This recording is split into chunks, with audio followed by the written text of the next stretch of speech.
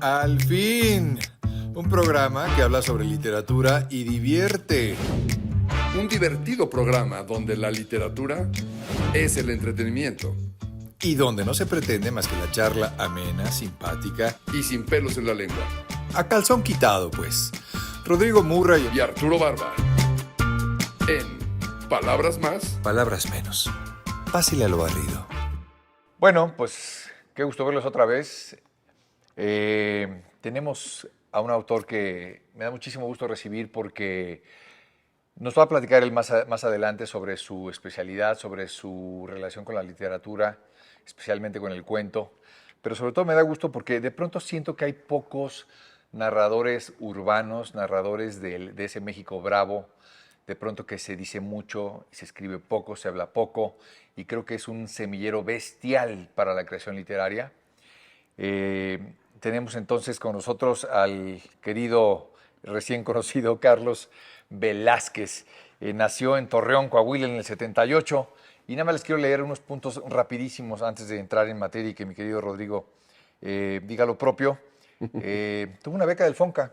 Me parece interesante eso de jóvenes ¿Tú sí? creadores. A mí nunca me la dieron. A mí tampoco. Estoy ardidísimo con Seguimos eso. tocando la puerta ahí. ¡Hey! Maldita ¡Hey! sea. Llevamos 30 años actuando. Ya me voy a morir. Luego tiene un premio de Bellas Artes, El Karma de Vivir al Norte. Tiene otro de Bellas Artes, uno por narrativa, otro por... El Karma de Vivir al Norte no es narrativa, Es crónica. crónica. Y luego el Pericazo Sarmiento, ¿no? También, También es crónica. también es crónica. Tiene un premio, tiene obras como Cuco Sánchez Blues, ese es... Ese fue mi primer libro de relatos. Ok, La Biblia Vaquera, que aquí lo tenemos, La Marrana Negra de la Literatura Rosa, que son reediciones que están ahorita disponibles y ya vamos a hablar de ello, son recopilaciones de cuentos. Pichas, Cachas o Dejas Postear, Antimanual del Uso de las Redes Sociales. Esto es, Es un libro ilustrado con Trino Monero. ok. De Jalisco, de así Guadalajara, es. Trino. Breve historia del ya merito, que me encantó el título, por mencionar algunos, porque si me pongo aquí a mencionar todos no acabamos. Así que nos da muchísimo gusto recibir a el buen Carlos Velázquez. Sí, y yo recomiendo cualquier cosa que haya escrito Carlos. Les va a divertir, les va a volar la tapa de los sesos, literalmente. Les va a dejar entrar en un mundo que conocemos, pero que no queremos necesariamente hablar de él, o nos da de pronto prurito, entiéndase, como comezón, como decir, híjole, de lo que me está hablando, no, o sea, si yo de pronto leyera esto con mi mamá o con mi abuela, se les pararían los últimos 3 pelos que le quedan en la cabeza a cada una. Y eso es fantástico y maravilloso de poder leer un autor que sabes que te va a sorprender con la siguiente palabra, con el siguiente comentario, con la siguiente anécdota, con el siguiente personaje. Vas a decir, ¿es en serio?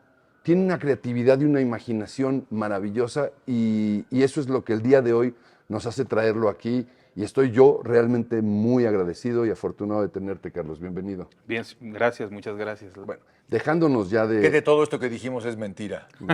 Nada. Bueno, no, claro, todo es cierto. Y particularmente eso de que no es la lectura que yo le llevaría a mi suegra, ¿verdad? ¿No? O sea, todas mis exes me han dicho, no le regales por favor ninguno de tus libros a mi mamá. Yo las entiendo, yo las entiendo. Es más, dile que eres abogado. ¿No? No les digas que eres escritor. Oye, Carlos, a ver, a mí me gustaría empezar con esto. ¿Por qué, como bien decías fuera de cámaras, por qué el cuento? ¿Cuál es el llamado de un escritor hacia el cuento?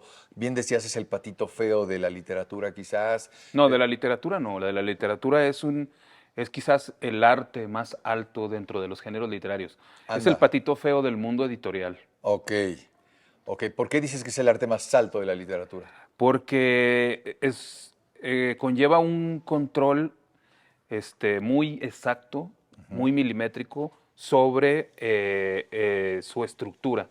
O sea, no es sencillo escribir un cuento. Y escribir un buen cuento es lo más punk que existe. Muchísimos narradores le sacan la vuelta al género porque no es sencillo. Escribir cuentos es meterte en problemas, pero lo más complicado de meterte en problemas siempre es salir de ellos, y salir bien librados sí es muy, muy difícil. ¿Por qué? ¿Me podrías poner un ejemplo clarito? Así tonto como para mí. Lo que pasa es que el cuento, y sobre todo el cuento que yo practico, viene del modelo norteamericano, de la escuela gringa empezada hace muchos años con Edgar Allan Poe, que se ha venido replicando con muchísimos autores de distintas generaciones. Y ese cuento es como jugar al fútbol, ¿no? Tú cuando entras a la cancha, si no eres el portero, no puedes agarrar el balón con la mano. Correcto. Entonces, igualmente, hay unas reglas que se tienen que respetar y que se tienen que cumplir al pie de la letra para que se convierta en un cuento y no sea una viñeta, una anécdota, un artículo, etcétera. Tú eres un autor sumamente ingenioso que permites que el jugador que no puede agarrar el balón con la mano en la cancha lo agarre. Sí, bueno, yo pienso siempre en Borges, ¿no? Un gran cuentista que además tampoco nunca escribió una novela, que creo que ha sido el único dentro del género que ha podido meter un gol con la mano como Diego Maradona. ¿Cómo diferencias el cuento del relato de la novela? Bueno, la novela es el género literario por excelencia, es decir, ahí cabe todo, ¿no? Cabe a todo, ahí puedes meter lo que quieras. Me refiero a que puedes empezar una narración que pueda dispararse en 10 direcciones. Y el relato no, el relato es la vida del personaje sintetizada en cierto número de páginas, dependiendo de la extensión de tu relato. Entonces, tú cuentas toda una vida, entonces es muy intenso. O sea, otra analogía es que, por ejemplo, la novela es la sinfonía, ¿no? Y el cuento es una pieza de orquesta de cámara, donde todo es intensidad y donde todo se resuelve en un breve periodo de tiempo, pero tiene que tener un final apropiado.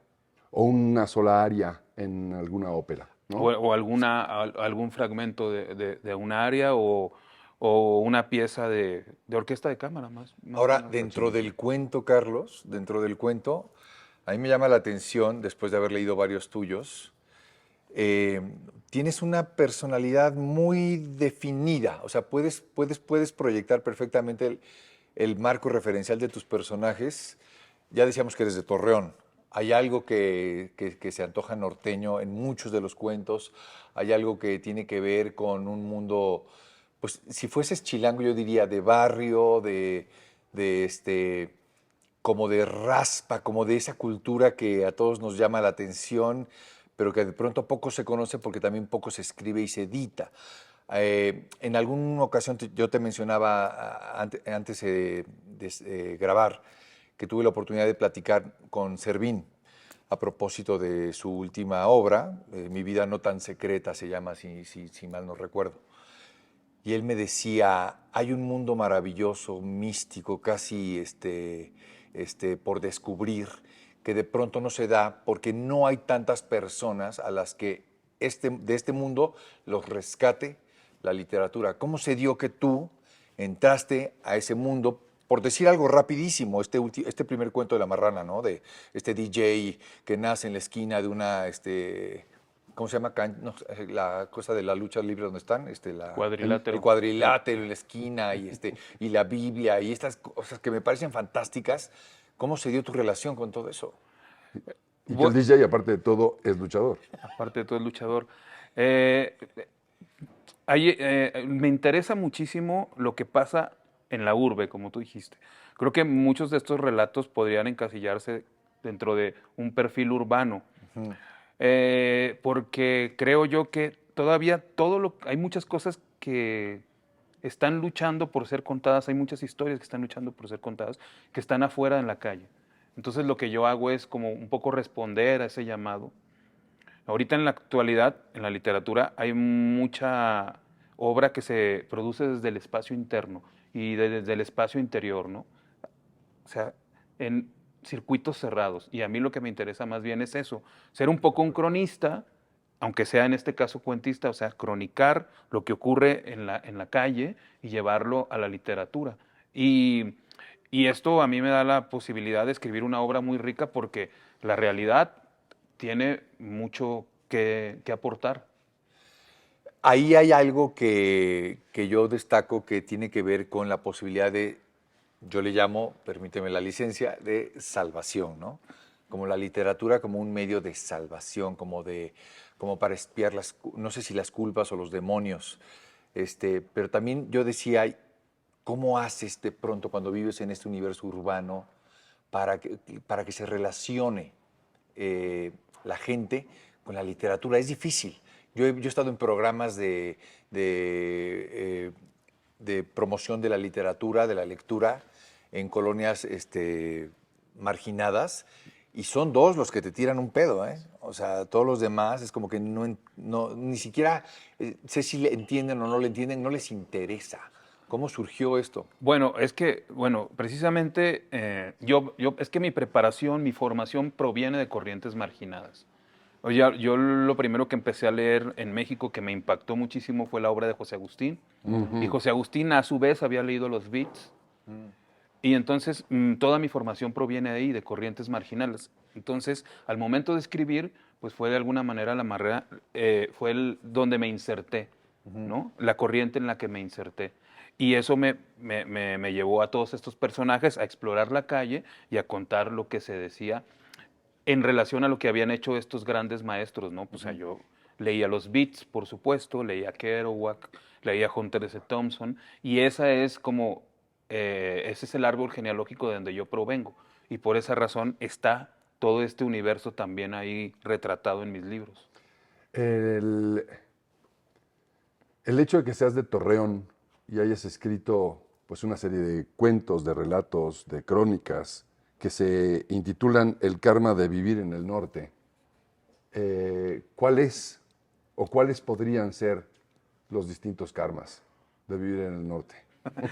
Bueno, ese libro se escribió, se publicó porque durante el sexenio de Felipe Calderón, La Laguna fue clasificada como la ciudad más peligrosa de ese sexenio.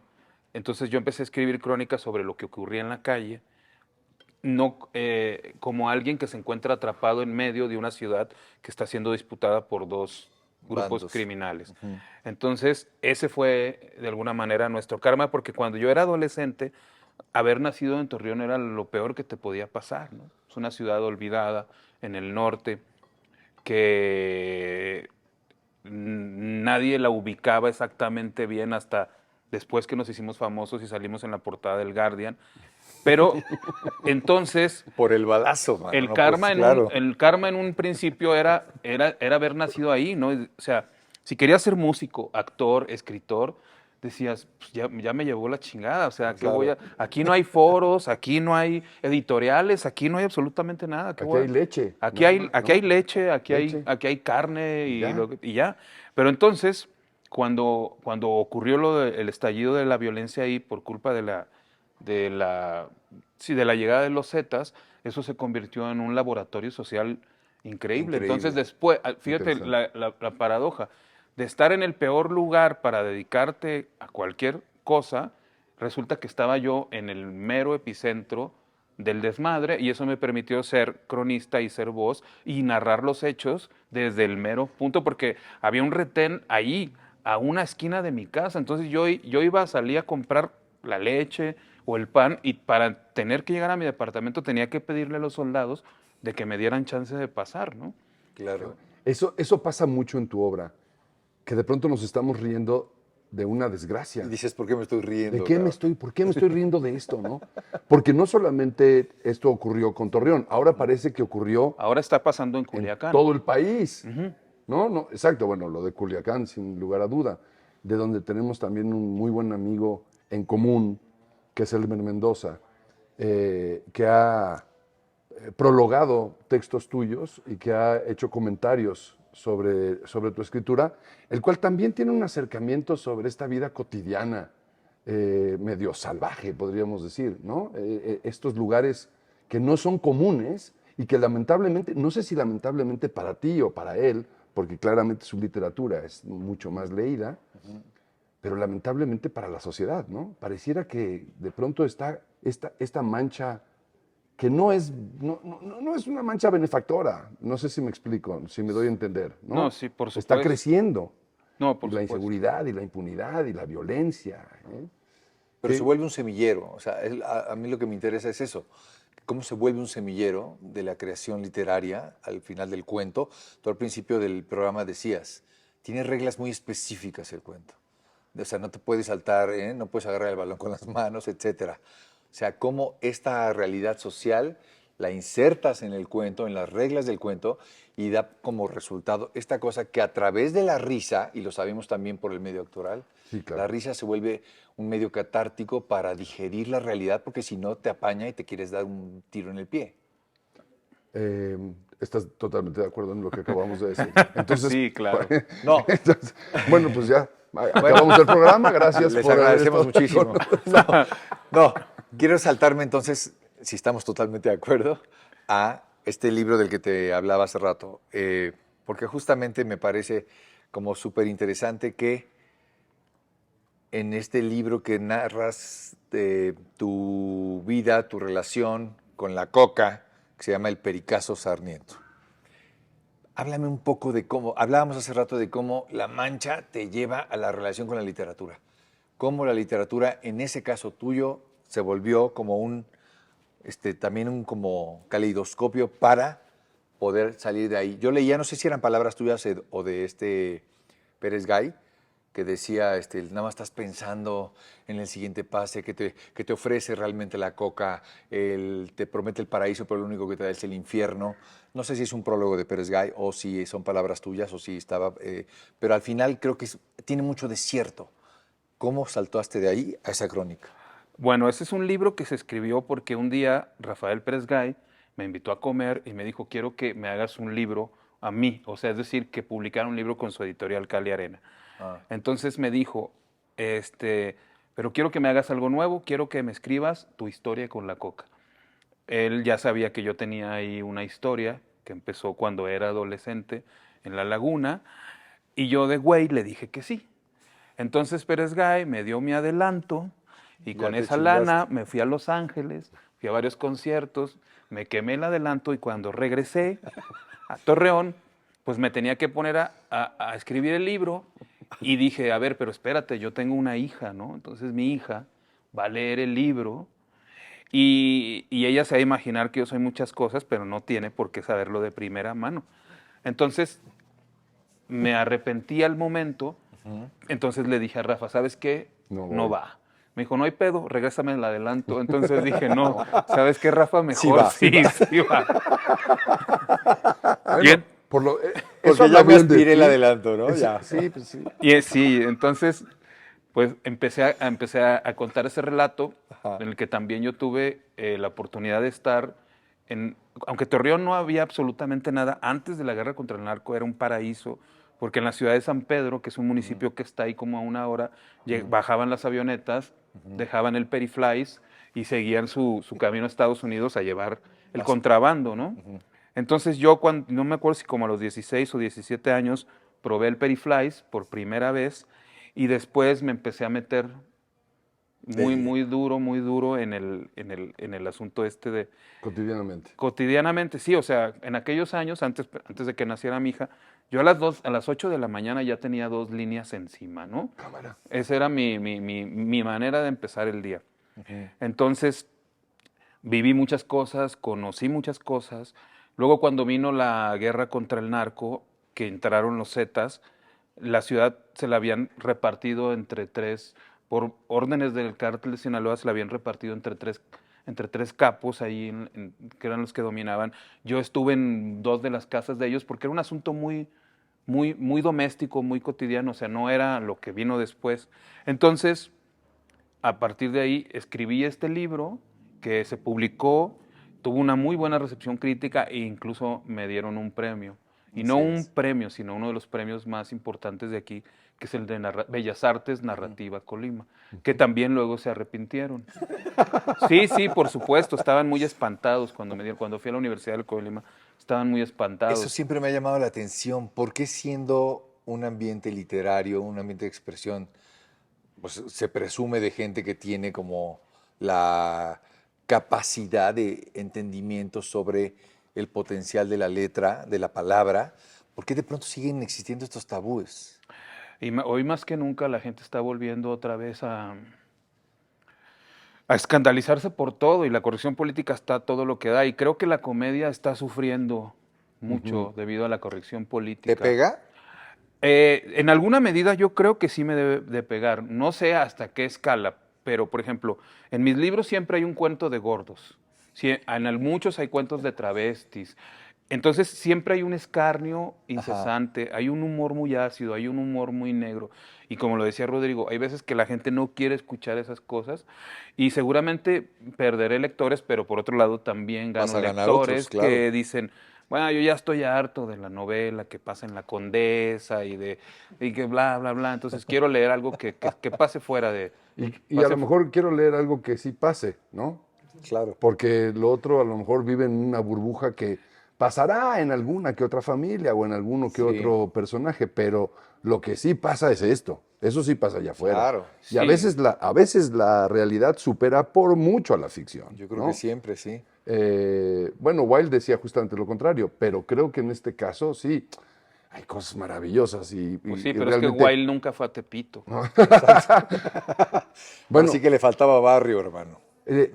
hubiera sido muy interesante oír una crónica de Wilde sobre Tepito, pero sí hay cosas por ejemplo, en el Menonita Zen, de ese último cuento del Menonita Zen, que pasan cosas de la realidad que no sabes si lo que está pasando es la realidad del cuento o el alucine que traen estos dos personajes, ¿no?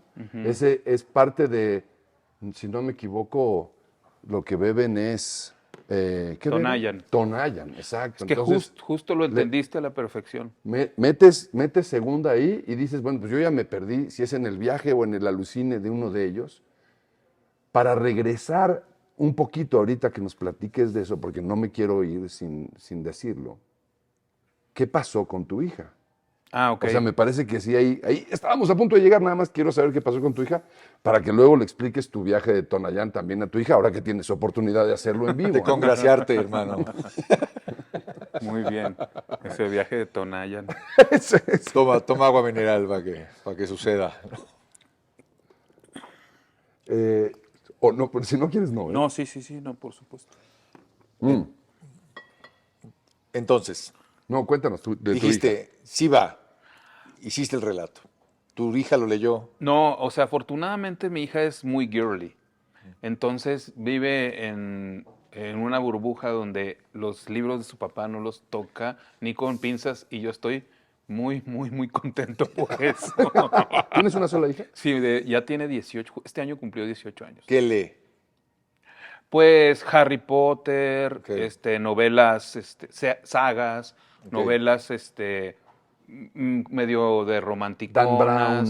No, novelas más como romanticonas. Sí, novela adolescente, ¿no? Novela Sí, adolescente, rosa. rosa, sagas y todo eso, sí. Ok, perfecto, pues Perfecto, regálale, sí. regálale el Menonita No, en la Zen, casa ¿no? están todos los libros, pero no los quiere leer. Me da Ella mucha risa aparece eso. en alguno de... En el Karma de Vivir al Norte, sí. Sí, ¿verdad? Aparece.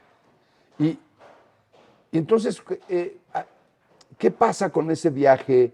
¿Qué pasa con ese momento en donde la literatura empieza a convertirse en el propio relato de tu vida? Bueno, yo tengo dos registros. Que es el de la ficción, en el que todo lo que pasa, o casi el 90%, es producto de mi imaginación. Yo creo que una de las virtudes más bien una de las cosas más chingonas de ser escritor es que puedes poner en práctica tu imaginación, ¿no? Entonces hay que inventar historias, tienes que a partir de personajes o de cosas que ves en la calle, tienes que inventar la historia completa porque muchas veces la anécdota no te alcanza. Y en la crónica sí escribo cosas porque son veraces, que ocurren en la realidad y muchas de esas me ocurren a mí. Entonces me puedo permitir, digamos, ser dos autores, ser dos personas. Carlos, ¿qué lees? Pues leo sobre todo libros, pero No, bueno, podría ser periódicos, revistas. sí, claro. ¿No? No, leo mucha literatura norteamericana, sobre todo. O sea, soy muy malo para leer orientales. Me dan una hueva tremenda. O sea, no hablamos de Murakami. No, así. y aparte Murakami Sí. me resulta muy, muy, muy pesado. Es que cuando lees mis cuentos te das cuenta de que pasan muchas cosas, ¿no? Hay mucha acción. Absolutamente. Y los orientales son muy lentos y nunca pasa nada. Y a mí me da una flojera. Casi por regla general leo gringos. Leo algunos mexicanos, o sea, Ortuño, a Yuri Herrera, a Elmer, por supuesto, que desde chavo fue Liliana Bloom. no, a Liliana Bloom no. Pero. Y luego leo latinoamericanos. Me gusta mucho Fabián Casas, que también es cuentista argentino. Sí. Leí mucho a Lemebel, leí todo Lemebel, leí Fogwill, leí todo Fogwill. Leí Reinaldo Arenas, leí todo Reinaldo Arenas. Wow. En general, me gustan mucho los autores que tienen un gran sentido del humor. Sí, que tienen esta velocidad también en la narrativa, porque Reinaldo justamente tiene eso. ¿Recuerdas perdón, te interrumpí, te agarré con la idea en el aire. Por favor. Reinaldo tiene una novela, si mal no estoy, corríjanme, que se llama Servando o del arte de la fuga, ¿puede ser? ¿O fue un Pero no, esa no es de él, pero no, fue un título que entonces pusieron para la obra de teatro. es probable. Pero está basado en una obra de Reinaldo Arenas que no me puedo acordar. Pero bueno, a lo que iba, al meollo del asunto es justamente eso, que pasan 500 cosas en una novela de 300 páginas. ¿No? O sea, no para. Que es todo lo contrario de esa novela contemplativa ahora que también se pone Nasgar, ¿no? Sí, no, Que bueno, tiene esta heptalogía, que de pronto torres así, que acaba la novela y dices, en el segundo tomo va a empezar a pasar algo. Y eso es un poco, creo yo, también la forma en la que te gusta vivir, ¿no? Supongo que lo mencionabas antes de que entráramos a grabar y que me gustaría que lo repitieras y que fuera de tu Claro. viva voz, que es, a ti te gusta vivir, entiendo que necesitas volver a Torreón para ponerte a trabajar, porque comentaste que en la Ciudad de México no puedes trabajar. Sí, aquí no, yo no puedo escribir. Por eso decía que se necesitan muchos huevos para darle la espalda a la fiesta, meterte, encerrarte y encerrarte y darle la espalda a las invitaciones a ir a la cantina, las invitaciones a ir a la exposición, a todo eso, porque aquí la ciudad pues tiene una vida social muy intensa. Y como la provincia es aburrida, ya no te queda más remedio que sentarte y ponerte a teclear. O sea, tu profesión es producto del aburrimiento. No, lo que pasa es que la actividad del escritor sí es una actividad muy solitaria, que requiere Absolutamente. mucha concentración y le tienes que dar horas nalga a esto, porque Claro. si no, no avanza, ¿no? No sé, las novelas, los libros de cuentos no se escriben solos. Entonces, Ahora, siento que llega una edad, Carlos, no sé, güey, a lo mejor yo porque soy un abuelo desde que tengo 15 años, pero siento que te va a llegar, eres del 78, o sea, solo te llevo 5 años. ok. Siento que llega una edad en la que dices, ya me da hueva la fiesta. O sea, ya como que dices, no va a parar la exposición, no va a parar la obra de teatro, no va a parar mucha de la actividad social. Efectivamente, creo que la oferta cultural que ofrece la Ciudad de México es de las más importantes, si no la más importante, por lo menos de Latinoamérica. Pues eso sí creo que es muy seductor. Pero también creo que eso sobre todo la oferta artística, se convierte en un parangón para ti, ¿no? Como para... Sí, es muy seductor y es importante porque uno también tiene que nutrirse de otras experiencias estéticas, ¿no? Exacto. O sea, no nada más, no todo proviene de los libros. O sea, antes sí, el escritor de hace varias décadas únicamente necesitaba de una bibliografía para dedicarse a producir. Hoy no, hoy necesitamos ver series, por supuesto meternos cine, como se ha ocurrido siempre en la literatura mexicana desde la Revolución, ir a vivir la vida cultural, porque eso también te nutre y eso es necesario. No puede uno, o sea, estar encerrado como ocurría con los escritores decimonónicos, ¿no? Claro, este Rodrigo hablaba hace rato, antes de que empezáramos, que en esta narración urbana que tú abordas de manera increíble en tus narraciones, tenemos precedentes en la Ciudad de México. Yo hablaba de Servín, pero hablabas de Ibargüengoitia, hablabas de Leñero, ¿no? Sí, claro, que de alguna manera escritores que empiezan, ¿no?, a querer que sus personajes hablen de forma cotidiana y cuando uno sale o se introduce, digamos, en lo que estás leyendo no te brinque. Y contigo me pasa que yo leo y es como si lo tuviera al lado, ¿no? Claro. Al personaje, así hablan, ¿no? Así se comportan, eso dicen. Incluso que hay partes, ¿no? No sé si te pasó que tienen cierto slang como como Norteño. norteño, que dices, híjole, ¿qué quiso decir aquí este cara?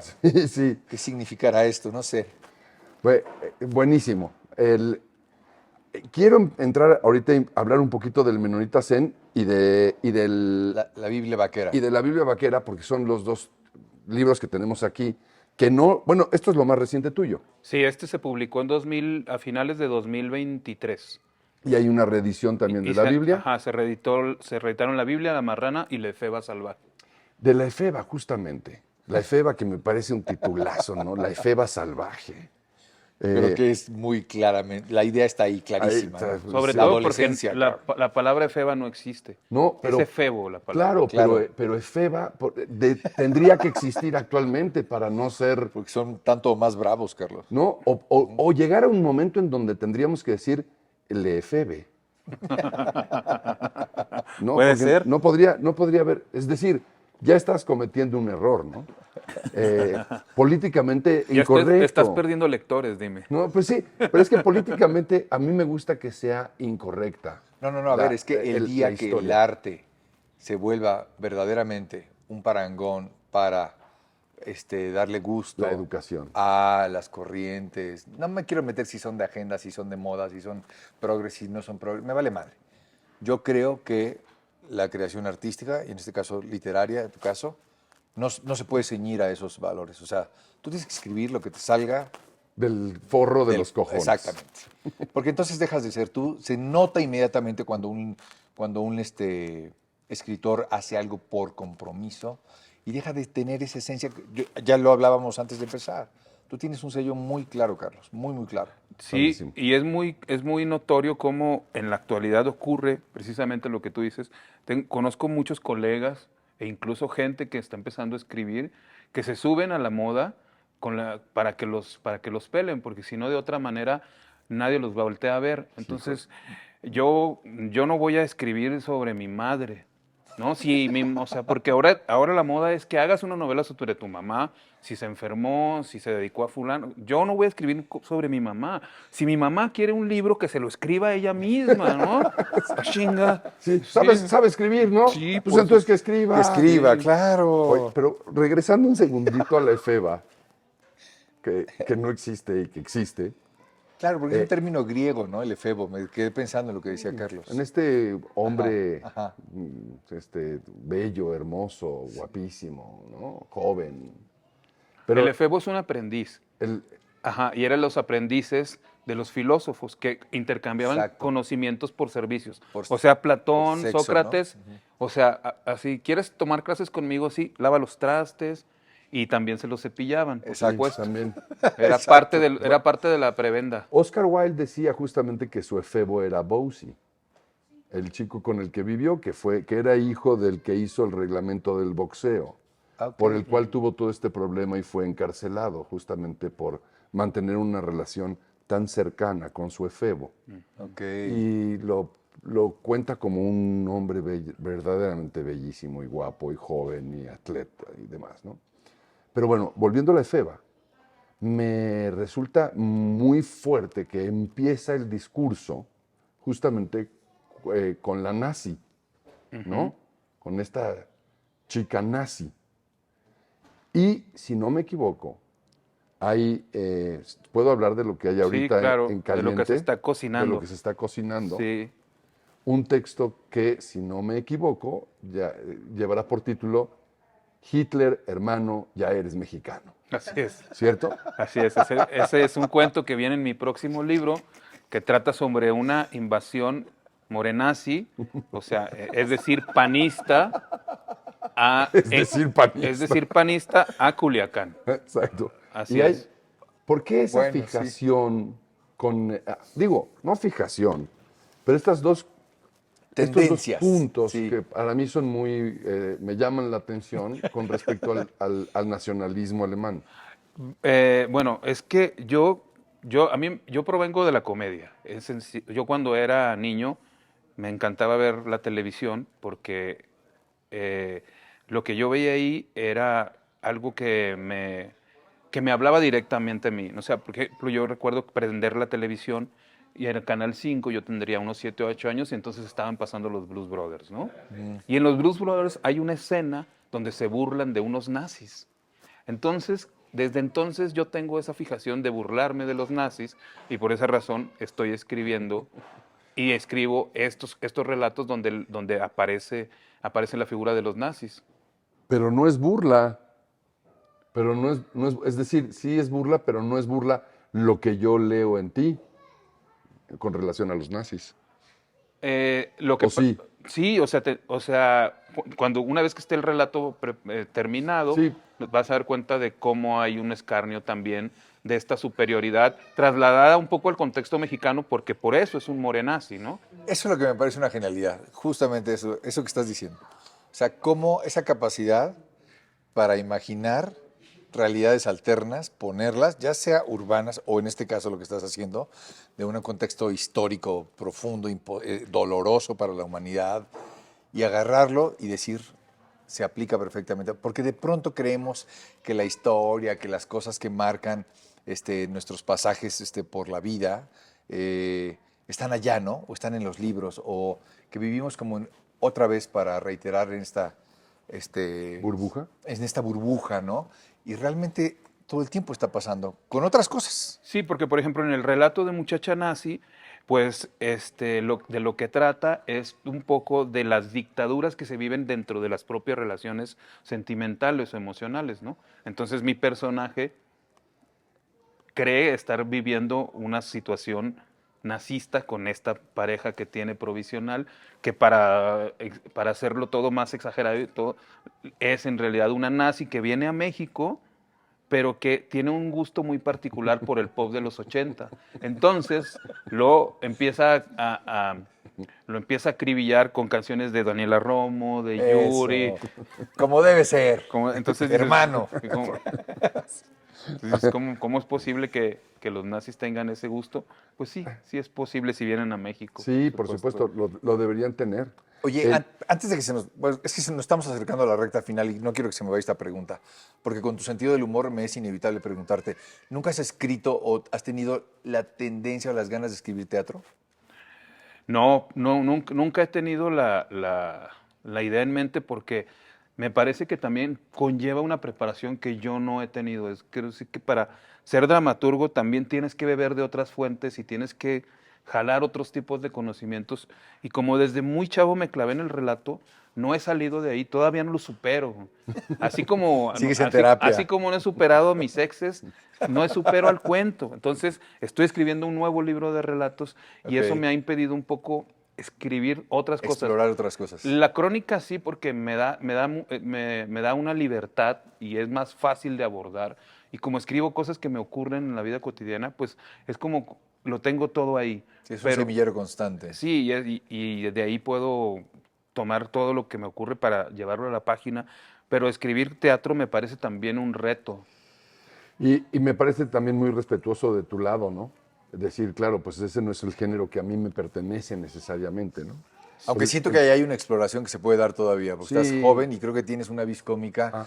que la escena te lo agradecería muchísimo. Sí, incluso para desarrollar quizás una serie. ¿no? Exacto, sí. O tramas que tengan que ver para algún cuento que se deba contar a través de la pantalla. Sí, porque imagina personajes totalmente Sí, sí, sí. pintorescos y serían... Y que esos personajes los ves muchas veces en las películas gringas, Justo. de ese cine gringo que a nosotros nos gusta, Ajá. ¿no? Que no es el cine comercial, sino de estos personajes que dices, ¿qué es esto, no? Sí. Qué sé yo, por decirte una película, ahorita me voy a acordar, pero El Menonita Zen, Para que no se nos vaya. y como para ponerlo de ejemplo, podría ser claramente un cuento contado en ficción cinematográfica. ¿no? Bueno, Un hombre, perdóname, dime. Bueno, de hecho, el Menonita Zen surgió, la idea del cuento, por culpa de Cowboy Midnight, se llama, ¿no? Ajá, sí, claro. Cuando yo vi Cowboy Midnight, entonces en esta escena donde vienen caminando por la calle, cuando el taxi casi los arrolla, entonces yo veía de lejos a Dustin Hoffman y a ahora se me va el nombre. Christopher Walken. No, bueno, veía a los dos protagonistas, ¿no? Sí, uno que tiene una cicatriz así en un ojo, ¿no? ¿No es así? No topo ahora. Y entonces yo dije, mira, un güero alto y un y un minusválido, por decirlo así. Dije, no, pues yo quiero hacer un cuento en México con dos personajes exactamente iguales, y fue cuando se me ocurrieron hacer al Menonita y al Pana y situarlos en Ciudad Juárez. Y como bien decías hace rato, la idea del cuento, o sea, la idea del cuento es no saber si realmente esto ocurrió en el cuento, en la ficción, o es un delirio por el abuso del Tonayan de uno de los dos personajes. Eso es justo lo que yo buscaba. O sea, que el lector dijera, ¿sí pasó o este personaje ya está delirando de las cantidades industriales de esta bebida que se administra? Acabo de recordar el título de la película, es El Gran Lebowski. Ajá. El Gran Lebowski, que también tienen estos alucines y dices, ¿eso pasó? ¿No pasó? Hay una escena fantástica donde tiran las cenizas del padre y le cae toda en la cara, ¿no? Y le llenan los lentes con las cenizas del padre. Entonces son estos momentos donde tú dices, eso no puede pasar en la vida real, ¿no? ¿Cómo chingados, no? Totalmente. Del Menonita Zen, que es un texto que escribiste lo más reciente, pero tenemos un texto anterior que es justamente la Biblia. En esta Biblia, rescatar de estos cuentos, que hay uno en particular que a mí me llama mucho la atención, ay, que no voy a acordarme el nombre ahorita, pero me llama profundamente la atención que en la portada está Almada, ¿no? Mario Almada. Es una especie de doble de Mario Almada. ¿No es Mario Almada? No, porque por cuestión de derechos no podíamos poner la imagen, entonces generaron esta... ¿Estabas pensando en Mario Almada? Sí, por supuesto. ¿En serio? Sí, por supuesto. Pero el diseñador y la gente de la editorial no quisieron sacar la cartera, no quisieron pagar la foto, entonces dijeron no, que con inteligencia artificial lo generen, y lo generaron así. Me pasa algo increíble con Carlos, Arturo. Me identifico muy rápido, es muy fácil, ¿no? Claro. Leer e identificarme con él. Tengo la sensación que lo conozco hace cualquier cantidad de años. Y me pasa de pronto con gente que no conozco en la calle, que voy caminando o en un avión o en una alberca de hotel o lo que sea, que tiene un libro. Y si ese libro es de un autor que a mí me gusta, inmediatamente me cae bien el güey que está leyendo, Claro, o la claro. chava que está leyendo, ¿no?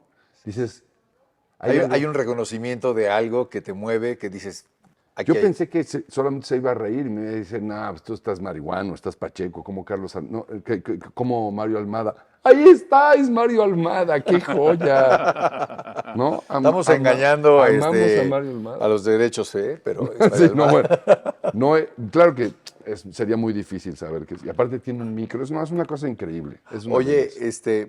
no quisiera dejar pasar rápidamente esto antes de irnos. También tienes una relación fuerte, Carlos, y también es una fuente de inspiración con la música. Así es. ¿Cómo es esto? ¿Cómo se dio también desde pequeño? ¿Tus padres? ¿Qué?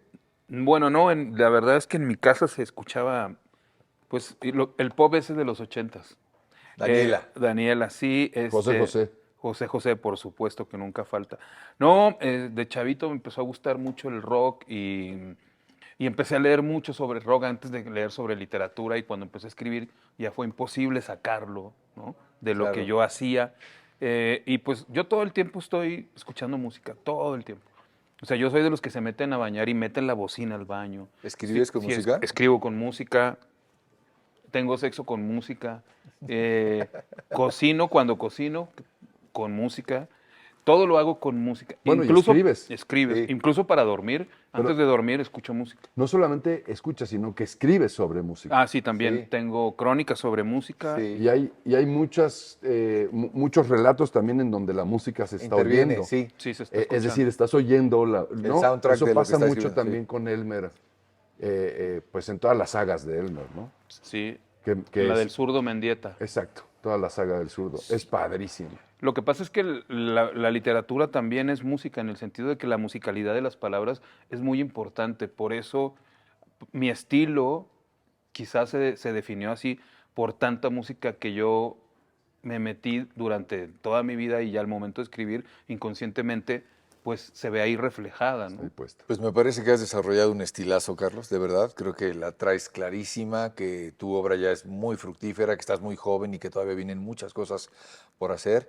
Yo te conmino desde la más profunda humildad a que explores la dramaturgia, porque creo que eres Ok. un dramaturgo en potencia, pero esa es una cosa que yo tengo ahí como, nada más como sospecha, O el esqueleto de una serie. o el esqueleto de una serie, ¿No? de la señora Morales o de lo que sea, pero antes de hacerte unas preguntas que seguramente conoces, estas famosas preguntas prustianas, quiero preguntarte si tienes algo más que quieras agregar, decir algo o mentarle la madre a alguien, es el momento. ¿Eh? ¿Por qué me ves a mí? ¿Yo qué te hice? Quiero mentarle la madre a Rodrigo. No, por supuesto, no, Particularmente. pero me da risa porque sí pensé en como en varios nombres. Me vinieron 4 a la cabeza, pero no los voy a decir porque no les quiero hacer promoción. Está bueno. Exacto. Bien hecho. Tú, mi querido Ro. Yo quiero agradecer que nos hayamos tomado un cafecito justamente aquí, el de la cafetería El gramo. El Gramo. Hablando de... Qué nombre tan sugerente. El Gramo, que nos dio un café de grano Exacto. y que yo creo que sí usaron más de un gramo Así de es. café para hacer este café. Aquí en la Gandhi de Palmas. Y pues no es el horario permitido. Bueno, horario permitido sí es. Creo que no es el canal permitido para sacar otro tipo de gramo por ahora. ¿Quién sabe? La televisión está llegando al nivel. Pero hemos hablado de cómo el gramo se ha convertido también en fuente de inspiración Sin literaria y creo sin que duda. esto está muy bueno. Bueno, Y al señor Pérez Gay. exactamente. ¿Conoces estas preguntas? O sea, sí tengo la referencia. Sí, Ahí te van como- de bote pronto sin pensar, Carlos. ¿Qué palabra no te gusta? Ay, que es raro porque casi me gustan todas las palabras, pero no sé. Tendría que pensarlo mejor. Ok. De eso es justamente de lo que no se trata, de que lo pienses. 2. ¿Qué sonido amas? Pues el sonido del rock. ¿Cuál odias? Los chillidos de mis enemigos. Los chillidos de marrano de mis enemigos. ¿Cuál es tu grosería favorita? Mostrenca. Esa ni la conocía, cabrón. ¿Qué es lo que más valoras de la vida? Pues yo creo que divertirme. Sí, yo creo que ¿Qué te gustaría que dijeran de ti cuando ya no estés? no me quedó a deber. Eso. ¿Qué te inspira? La verdad, salir a la calle. Ok. ¿De qué te arrepientes? De no haber agarrado más adelantos cuando me los ofrecieron. ¿Qué te asusta de la muerte? Ya no poder estar con las personas que quiero. En el supuesto caso de que Dios exista, ¿qué te gustaría que te dijera cuando llegues al cielo? Que el Santos va a ser campeón todas las temporadas. Eso, me parece muy bien. Por lo menos que salga del bache en el que está metido ahorita. Sí, por lo menos. Si algo que no va a sea. suceder, es eso y no soy Dios. El equipo de la Laguna. Oye, pues muchas gracias, Carlos. De verdad es un placer conocerte. No, gracias a ustedes. Te leo con gran gusto y creo que tienes la vocación más que clavada. O sea, eres un gran narrador. Muchas gracias. Pásense un buen rato, cómprense un buen libro de Carlos Velázquez. Lean a Carlos Velázquez. Y lean, es muy fácil de leer, es muy digerible, es muy enriquecedor y tiene esta maravillosa cualidad de que no tienes que clavarte horas y días y semanas, sino que una caquita, hay un cuentito. Exacto. Súper bueno. Y fírmanos tu última entrega, ¿no, mi querido Claro que sí. Carlos, para el programa Palabras Más, Palabras Menos. Así fue. Nos vamos. Cuídense mucho.